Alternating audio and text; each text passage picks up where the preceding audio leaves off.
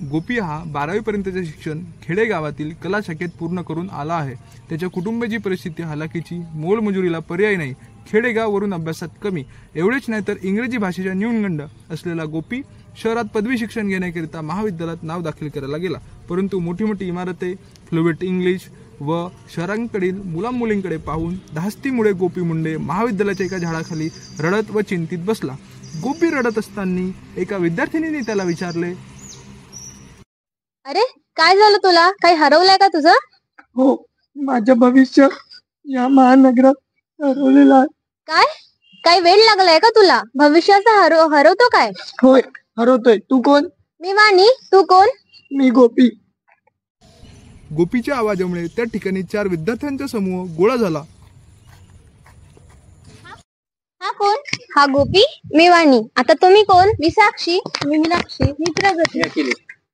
तू रडू नको गोपी, तू शांतपणे व मन मोकळ्यापणे आपली समस्या मला समजावून सांग। मला कमवणे व शिकणे दोन्ही गोष्टी शिक्षण घेता घेताच करायच्या आहे। तर तुझ्याकडे स्किल कोणत्या? स्किल म्हणजे काय? कौशल्य रे बाबा। बरं असं, मला सायकल चालवता येते, आंबे पाडता येते आणि घरातले काम सुद्धा करता येते। अरे अरे गोपी, ते नाही तर मग काय? अरे एक्सपर्टीज कोणत्या कामात आहे तुझं? आता एक्सपर्टीज म्हणजे काय?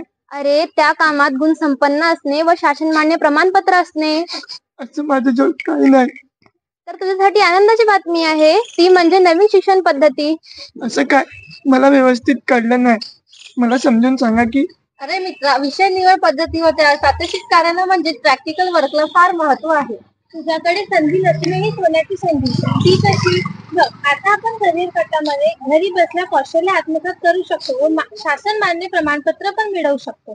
कौशल्य आत्मसात झाला की तू हमखासपणे पार्ट टाइम जॉब पण करू शकतो व तू कमवणे व शिकणे दोन्ही गोष्टी शिक्षण घेता घेताच करू शकतो। इतक्यात आकाश सर विद्यार्थ्यांजवळून जात असताना, गुड मॉर्निंग सर। नमस्ते सर। नमस्ते आकाश सर, गोपीला आपल्या योजनेबद्दल माहिती काय सांगा। बसा ना सर।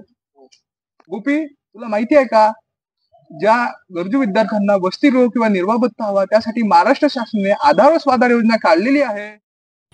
विद्यार्थी मित्रांनो, नवीन शिक्षण पद्धती म्हणजे भोकनपट्टी नसून प्रॅक्टिकल वर्क, तसेच करिअर कट्टा म्हणजे कौशल्य विकास करण्याचे माध्यम व गोपीसारख्या अनेक गरीब व गरजू विद्यार्थ्यांसाठी आधार व स्वाधार योजनांचा आधार, अशा प्रकारे आपण सर्वांचा साथ आणि सर्वांचा विकास ही संकल्पना आपण वास्तवात घडून आणू शकतो। युवा कौशल्यवान तर महाराष्ट्र गतिमान।